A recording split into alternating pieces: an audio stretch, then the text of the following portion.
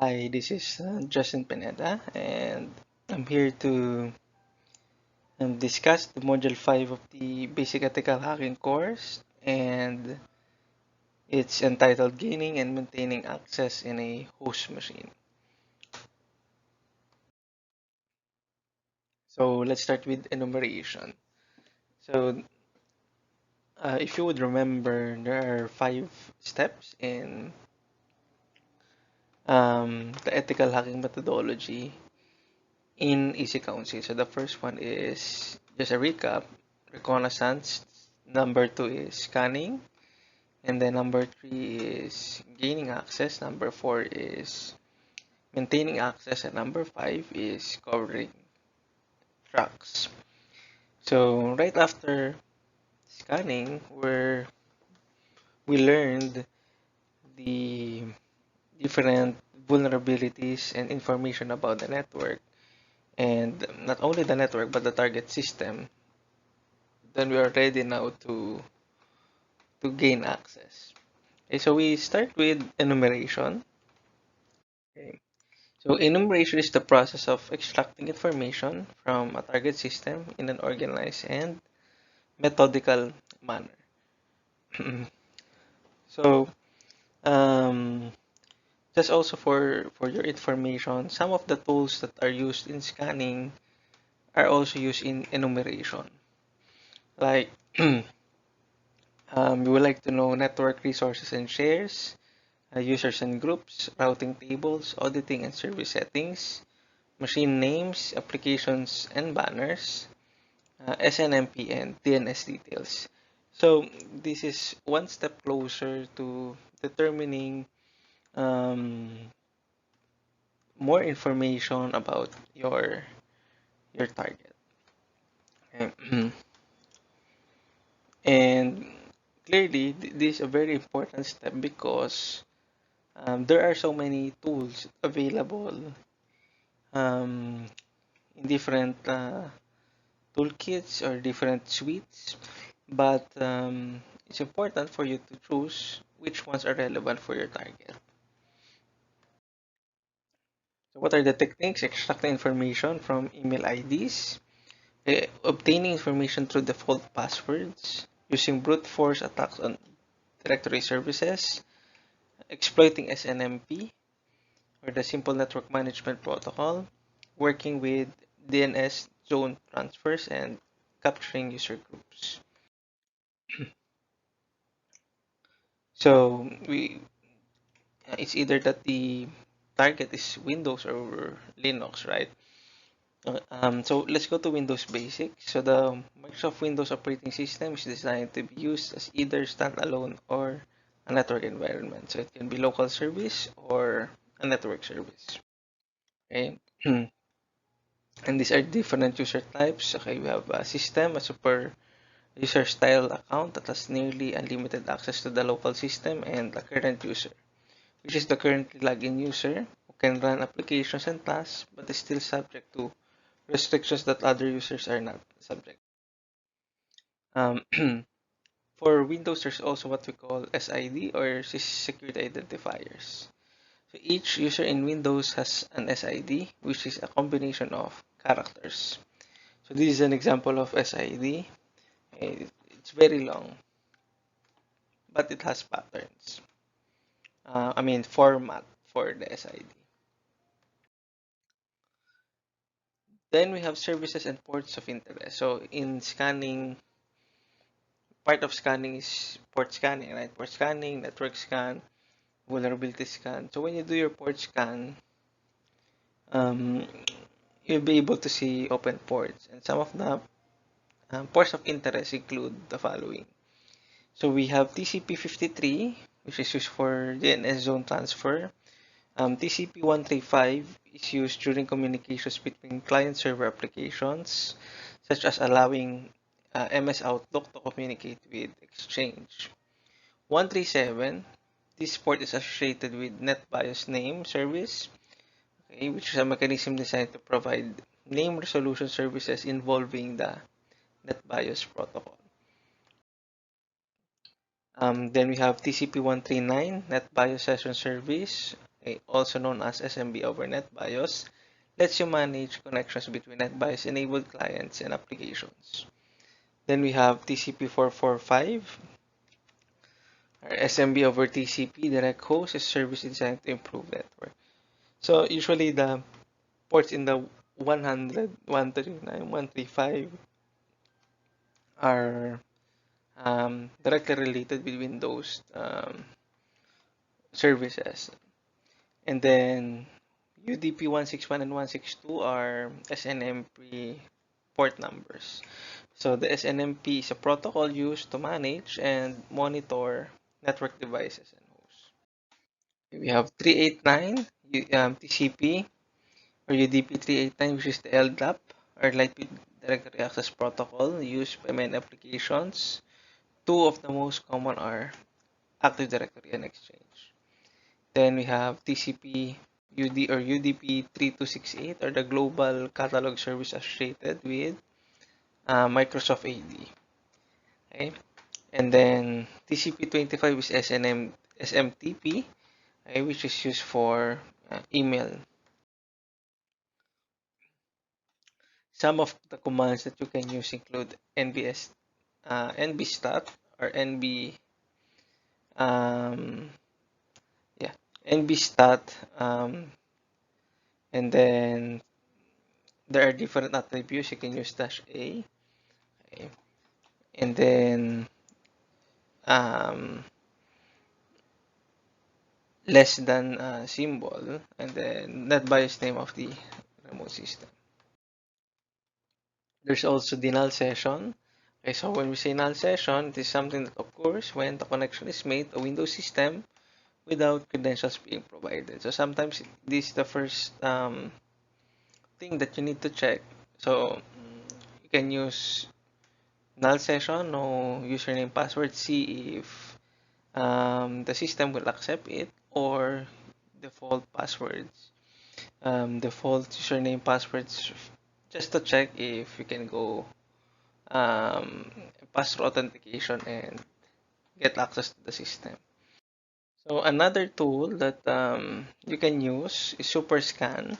Actually, you can also use this during the scanning phase.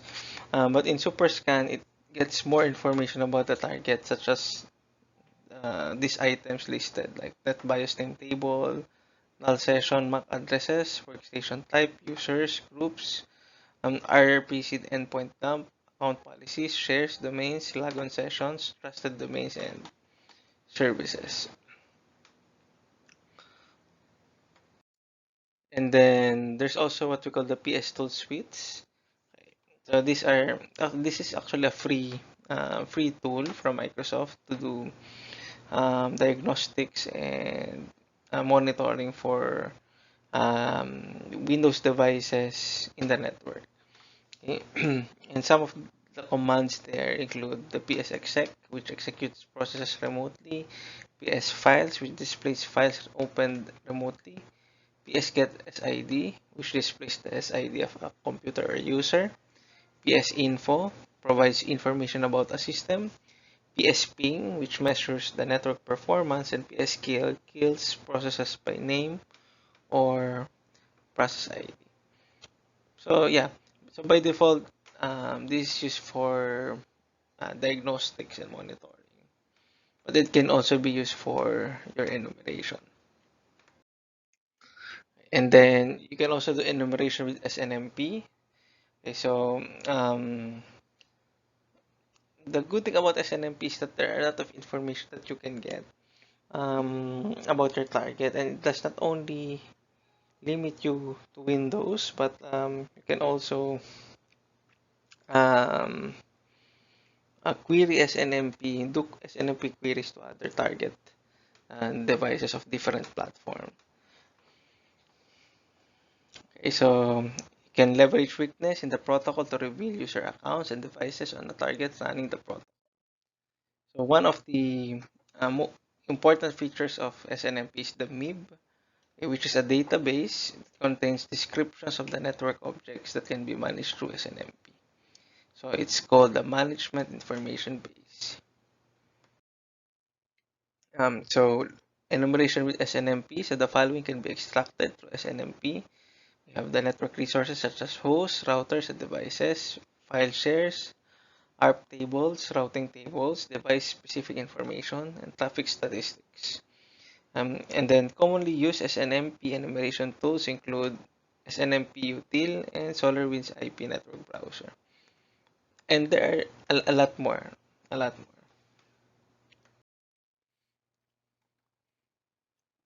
For Linux and Unix enumeration, so these are the common commands that you can use. So we have finger, which is designed to return information about a user in a given system. RPC info, which enumerates information exposed over the RPC protocol. We have show mount, which lists and identifies the shared directories present on a given system. Okay. It also displays a list of all clients that have remotely mounted a file system.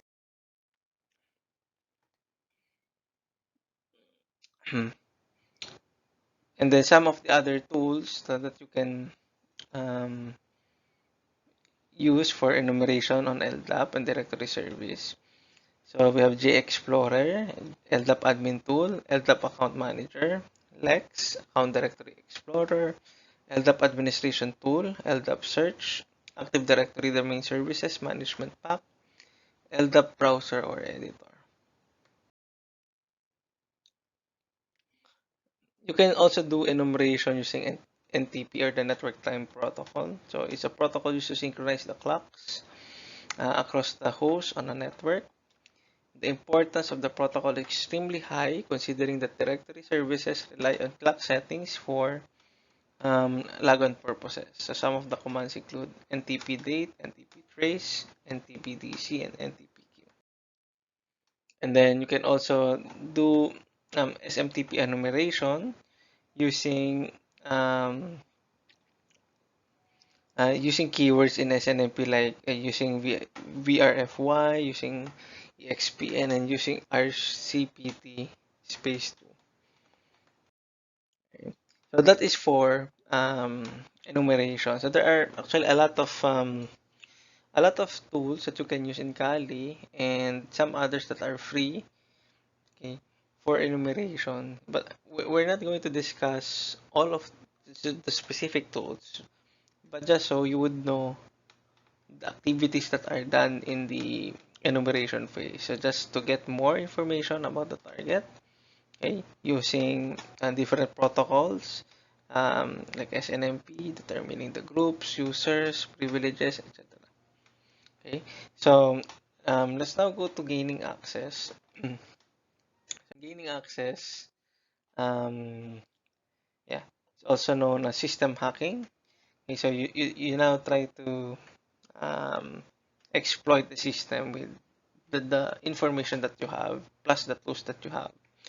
So you can complete the system hacking phase in a single pass. So it involves using a methodical approach, which includes cracking passwords, escalating privileges, executing applications, hiding files, covering tracks, concealing evidence, and then pushing into a more involved attack. So it's cyclical. So you can go back. Actually, it can be that you go to gaining and then maintaining access and then covering tracks and then go back again to reconnaissance. So it will depend on of course, the information that you have about the target and the tools that you have, and at the same time, the time left for you to accomplish the penetration testing. Because sometimes you are limited, your tests are limited because of um, the time given to you. Okay, so, password cracking is the process of recovering passwords from transmitted or stored data. So there are different password cracking types. We have dictionary attacks. Okay, so wherein there is a dictionary file that you use. And brute force attacks. So it uses every possible combination of characters until the correct one is uncovered. This is the most comprehensive type of attack, but at the same time, the most time consuming. Now let's go to passive online attacks. So for passive online attacks, It means that you are not sending specific transactions to your target. Instead, you're using tools to observe um, the information or the data as it passes through the network. So one of the um, examples would be sniffing. When you use a packet sniffer like Wireshark, and this is especially good if the application is not using any encryption mechanisms.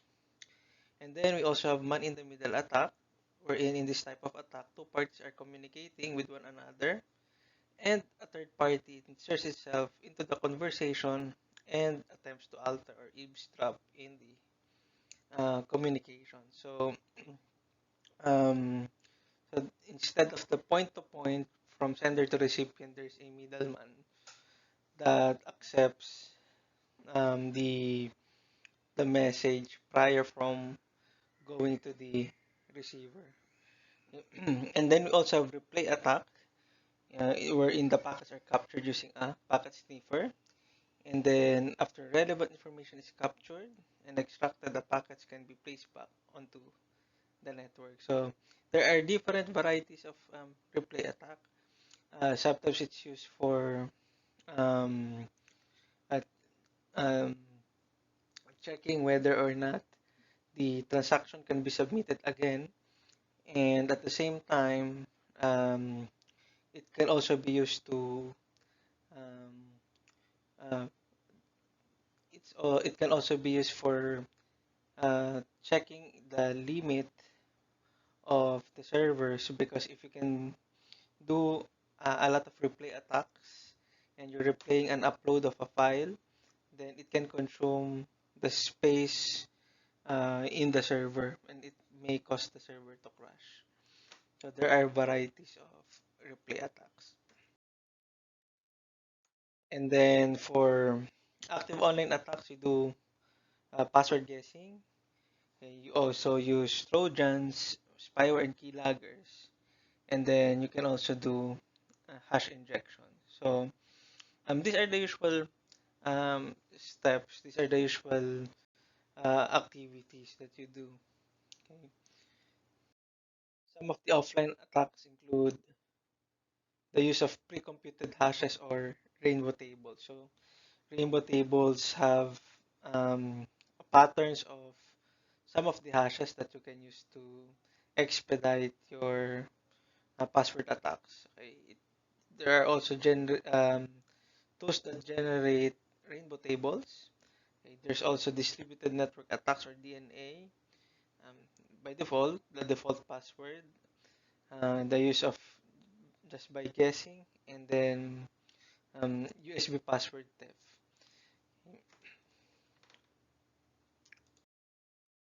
So now let's go to authentication on Windows platforms or Microsoft platforms. So all the passwords are stored in the Security Accounts Manager file. So it's found in C, Windows, System32, and SAM. So it's um, a file storing the credentials, the username, password, the groups. Okay.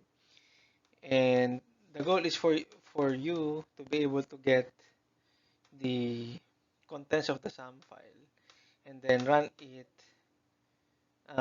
using a tool to crack the password hashes. So some of the tools used to crack lm/ntlm hash include offcrack, loftcrack, and then pwdump.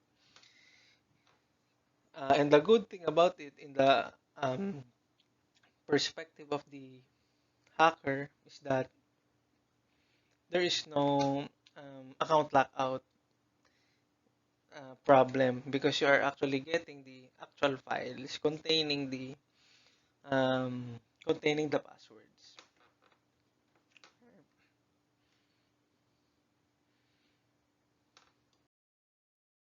So after you do your password cracking, you um, are able to gain access to the machine.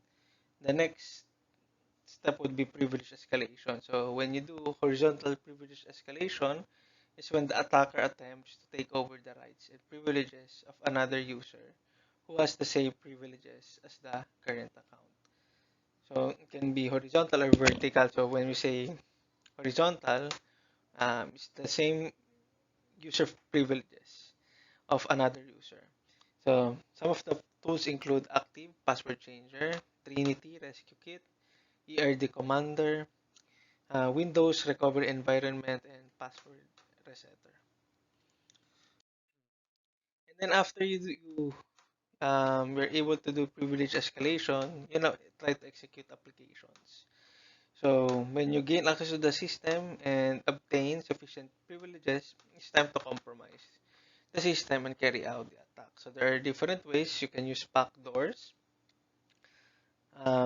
These are applications of this type designed to compromise the system in such a way to allow later access to take place. So usually you open a port, um, a high number port, like let's say port 50,000, port numbers that are not obvious, or are not seen um, normally by your scanners, and port numbers that are not normally used by common applications.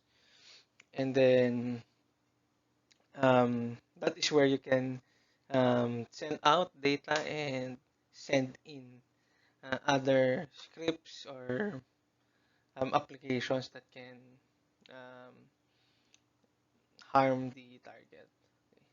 And the other one is crackers. So it's any software that fits into this category is characterized by the ability to crack code or obtain passwords. So anything that can break something, can crack something, it's called crackers. Okay. We also have keyloggers. So these are hardware or software devices used to gain information entered via the keyboard. So there are prerequisites also when you use keyloggers because um, some anti-malware can detect um, behavioral tools such as keylogger, so they can detect without having a signature. So usually what hackers would do is to disable the antivirus or make an exception to be able to run the keyloggers successfully. So hardware keyloggers are usually um, the ones where you put via USB port. So usually it's a thumb drive you insert and then it records everything. But the downside is that you have to be present in in the target's environment or vicinity to be able to insert and get the thumb drive. And then malware. Okay, so it's any type of software designed to capture information, alter, or compromise the system.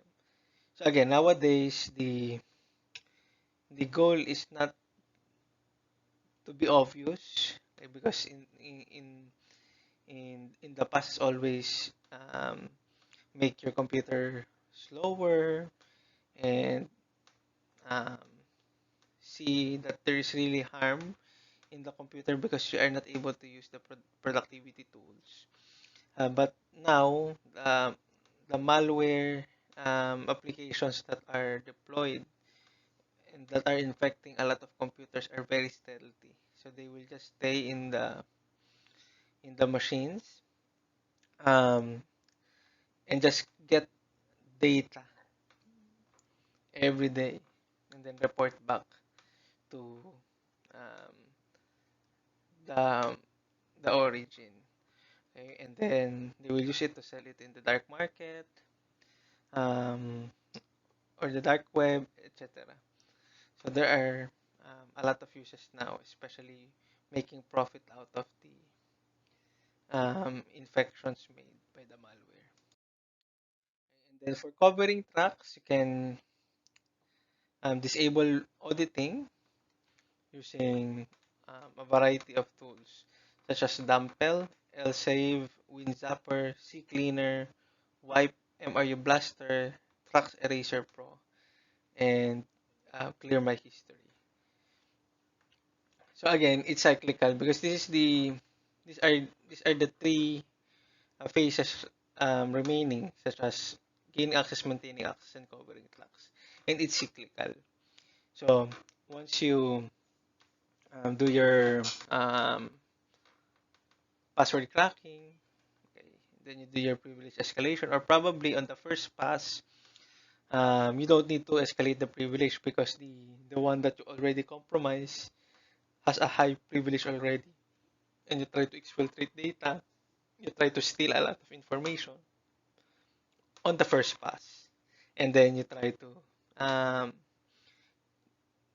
cover your tracks. And then another pass would be target another important person, okay, carrying very important information in the organization. But this time it's very hard because that person implemented two-factor authentication, or because that user um, has session timeout enabled, etc. So the method will be the same, the steps will be the same, but the tools that you will be using will vary depending on the level of security of your target. Okay. So now let's go to okay. So um, some other tools for hiding include data hiding. There are tools, security tools that are used to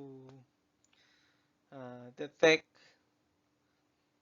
outbound, because in inbound it's spam filter, but if it's going out, it's usually a device called the data loss prevention or data leak prevention, or DLP, that checks for whatever traffic that goes out of the network and blocks um, any traffic that fits to the criteria um, that were set by the administrator. For example, if you are going to send a confidential file out and the DLP is able to detect it, scan the file, and then determines that the contents there are considered confidential, then it will not allow it to go out and send to the outside.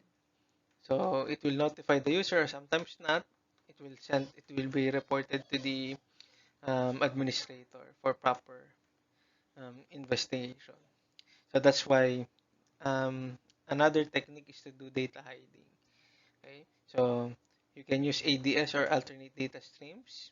Okay, so tools such as sfind, LNS, and tripwire can be used both for, well, for finding ADS is if ADS exists in the files. And then so we did not encounter that, but um, another concept is steganography, wherein you pass the message through an image or a video, so that the DLP or whatever tool will detect that an image is sent, but actually the data is hidden behind the image or the video that you're going to send. So it will be allowed to pass through. So for the exercise here um, in module 5, gaining and maintaining access simulation. So,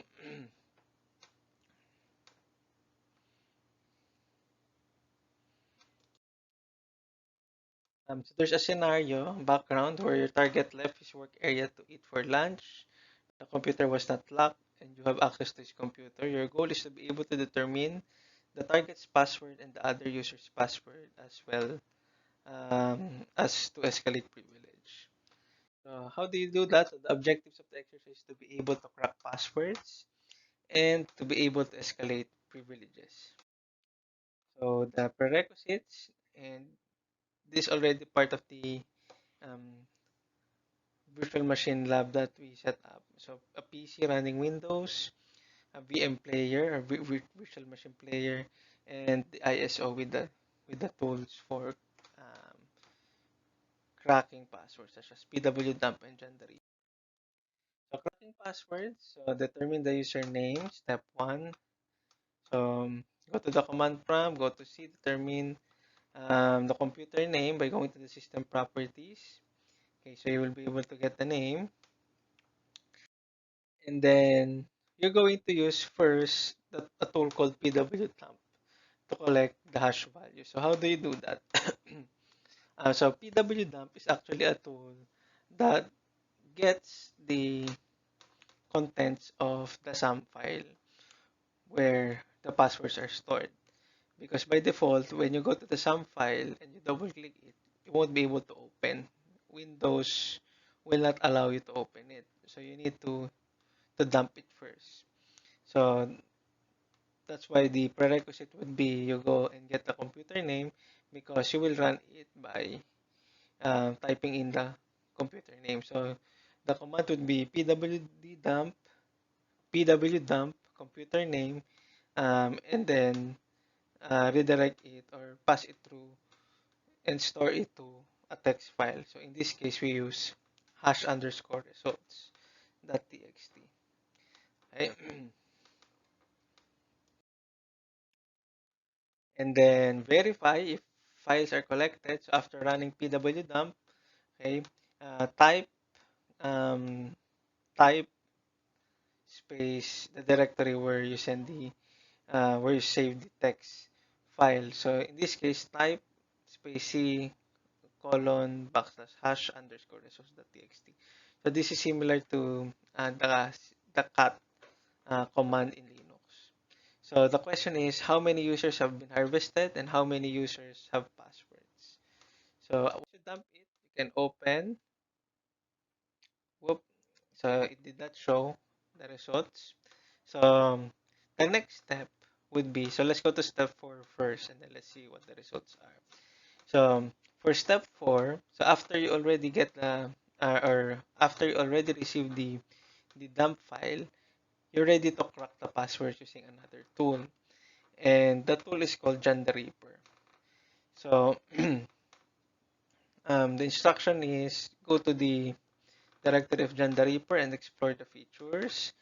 And then you type the command. So if you will see, run John the Reaper by default without any attributes and parameters or parameter values, you will see the um, the features that you can run, such as single word list file if you have an existing database file. Okay, um, if you would like to have some rules, okay, external, incremental, etc.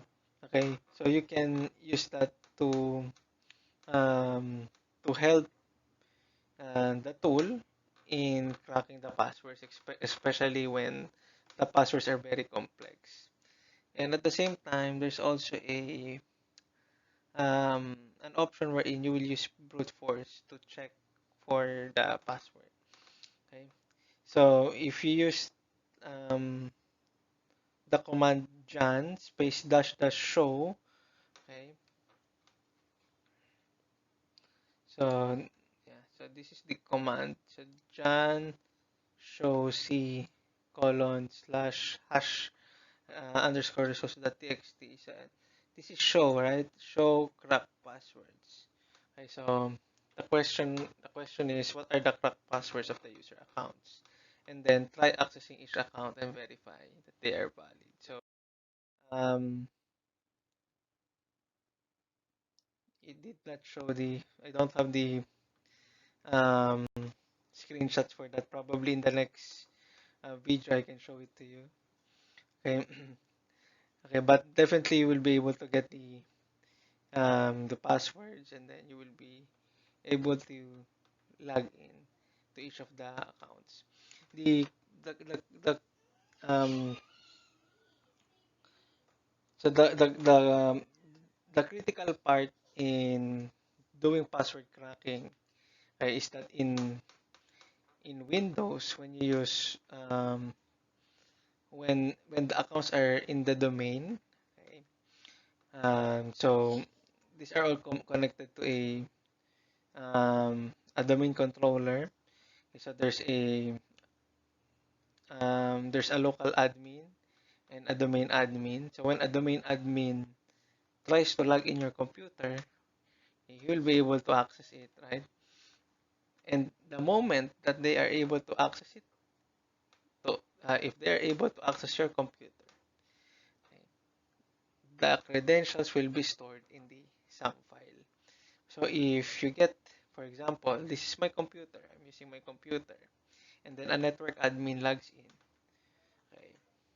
So he's a domain admin and is able to log in, his credentials will now be stored in the SAM file. And if I'm able to exploit it, and I'm able to crack the password, then I'll be able to get his credentials. Okay. So let's now go to part two, escalating privilege. It's gaining access, the first part, and then we have maintaining access. So this is very basic. So we disable the personal firewall, okay, in control panel, and then enable telnet service.